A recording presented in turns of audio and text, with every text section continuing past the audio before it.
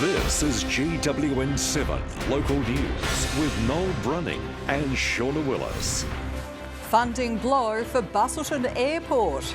The state government says no. A new mine in the Pilbara will create thousands of jobs. Setting free a tangled giant off the southwest coast. And it's a wet weekend ahead south. The latest weather details coming up. It's now 5:30 and we're live across Western Australia. Good evening. First tonight, plans for a multi-million-dollar upgrade to the Busselton Margaret River Airport may be scrapped after Jetstar announced it could use the current terminal. And today the state government said it wouldn't spend money that wasn't justified.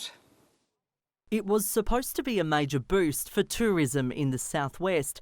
For years, a plan for the Busselton Margaret River Airport to be upgraded to cater for interstate flights has been in the works. Tom Marlow, GWN7 News. Safety inspectors from the Civil Aviation Safety Authority have spent a second day examining Rex Airline's planes and equipment. The investigation widened today after video emerged which it's claimed showed rust on the propeller of a Rex plane this week. But Rex says it isn't rust, just dirt, which was wiped off, dismissing the safety concerns as spurious claims by a disgruntled engineer. In WA, Rex services several country destinations, including Albany, Esperance, Carnarvon and Monkey Mia. There was a huge jobs boost for country WA today when the first sod was turned on a new $1.7 billion iron ore mine. The Eliwana mine near Tom Price is owned by the Fortescue Metals Group. And as well as building the mine site, the project will also need its own railway line. Ground broken. And construction begins on a project which will create thousands of jobs for West Australians. After that, the mine should have a lifespan of 24 years. Lockie Byrne, GWN7 News. And there was good news today for fruit and vegetable growers across WA, with the state government announcing plans to fix seasonal labour shortages by bringing in more workers from East Timor. One Albany strawberry grower described the move as a game changer. A new agreement between WA and East Timor to bring more seasonal workers to our farms. There's no doubt that labour is the most pressing issue for the horticulture industry in West Australia and nationally, and we're just really pleased and excited about this project. There's a warning tonight for dog owners in Geraldton after an outbreak of the deadly Parvovirus. The most recent victim, this 10-week-old puppy who was found wandering the streets. She was taken in by the local dog rescue group before testing positive to the highly contagious disease. Yesterday, she died. Experts say there's been a spike in the number of cases in the city because of wet weather and an increase in the number of unvaccinated dogs. Now here's Megan Birch with a look at today's weather. Thanks, Shauna. The front bringing the rain, moving through central and eastern parts of the state. And behind the front, a pool of cold, unstable air brought cooler temperatures and showers. But we did see some sunshine to southwestern districts. There was a trough moving east over the Pilbara and Kimberley, but has had very little impact with mostly clear skies. Broome and Kununurra both saw 29 today. Our official hotspots were Columbaroo and Curtin, reaching 32. It was 28 in Port Hedland and 16 in Exmouth, sorry. It was 20 degrees in Carnarvon, while Geraldton reached 18. Meekatharra with a top of 27. Moving inland, it was a cooler 15 in Kalgoorlie Boulder and just 13 in Dalwallinu. Taking a look south, Bunbury 15. Busselton and Collie reaching 14 degrees. Just 12 in Albany, and that was the top for Lake Grace. It was 14 in Esperance. Rainfall till 9 this morning. Falls were widespread, reaching as far as the Pilbara, but the heaviest falls were to the lower west districts. The highest recording was in Swanbourne with 65 millimetres. A good drop in Harvey, 49, and Exmouth recorded 24 millimetres. And we were still having falls throughout the day with 8 mils recorded in Esperance. Your weather forecast coming up. Thanks, Megan. After the break, a pocket-sized satellite set to revolutionise photographs from space. And Bunbury's colourful fire trucks win a major award.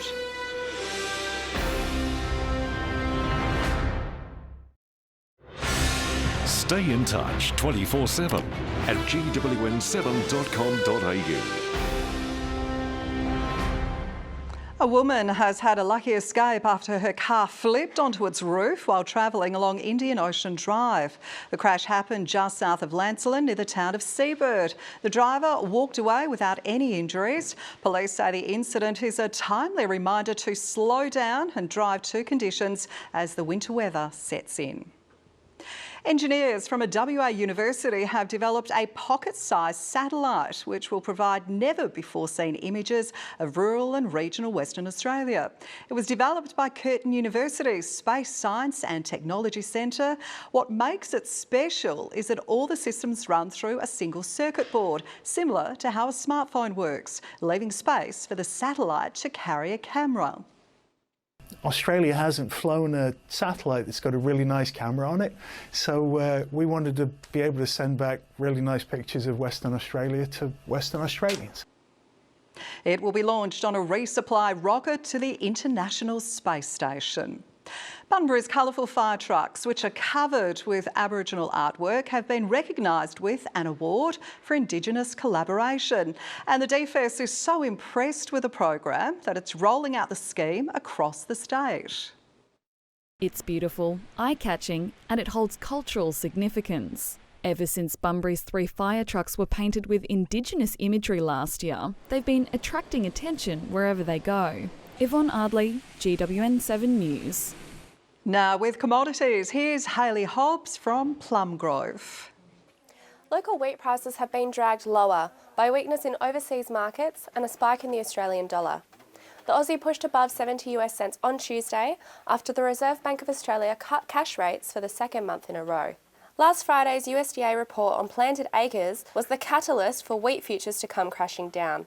Corn acres surprised to the high side, despite excessive planting delays due to bad weather. Eventually, the market was notified that a resurvey would be conducted next month, but the damage was already done. The onset of harvest across the Northern Hemisphere is also putting pressure on global wheat values, as offers into export markets become more aggressive. After drifting lower the last couple of weeks, canola prices have stabilised.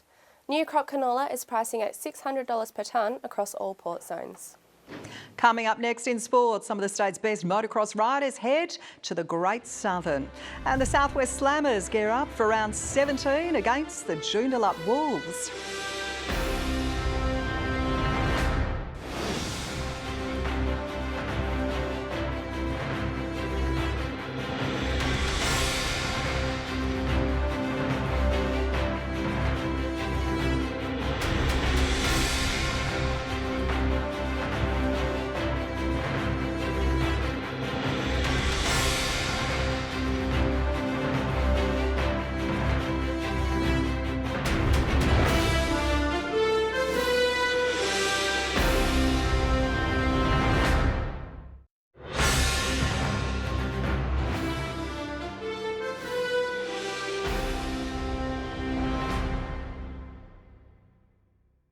In basketball, the Southwest Slammers teams have had very different seasons. This weekend, the men are hoping for just their second win, while the women are hoping to force their way back into the fight for finals. It's been a tough season for the Slammers, but spirits are high after the men's team finally broke their 19-game losing streak against the Giants 2 weeks ago. Around 260 of the state's best motocross riders will compete in our Great Southern this weekend for the first state round to be held in the region since the 1980s. The event will be hosted by the Cranbrook District Motorcycle Club at Suki Hill in a first for the town. The local club was formed 7 years ago and the track is only 2 years old. Organisers say they're looking forward to creating history. One local rider to watch will be Albany's Corbin Wynert, who has been racing for almost a decade. And Regan Duffy will also take to the track. In April, the 16-year-old became the youngest ever racer to win the Manjimup 15,000. Megan Birch is back next with a look at your weekend weather. Then ahead in 7 News, run down and left to die. A drunk driver jailed for not trying to save the teenager he hit.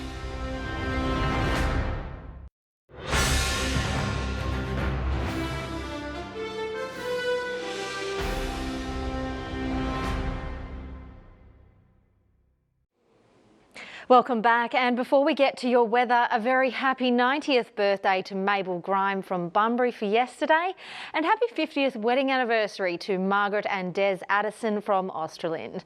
Now to your weather. A ridge of high pressure will develop over central parts of the state tomorrow with a weak onshore flow south of Perth, showers to the west coast just south of Geraldton and along the southern coastline there as well, extending into the Great Southern during the day, but those showers will clear from the south interior in the afternoon.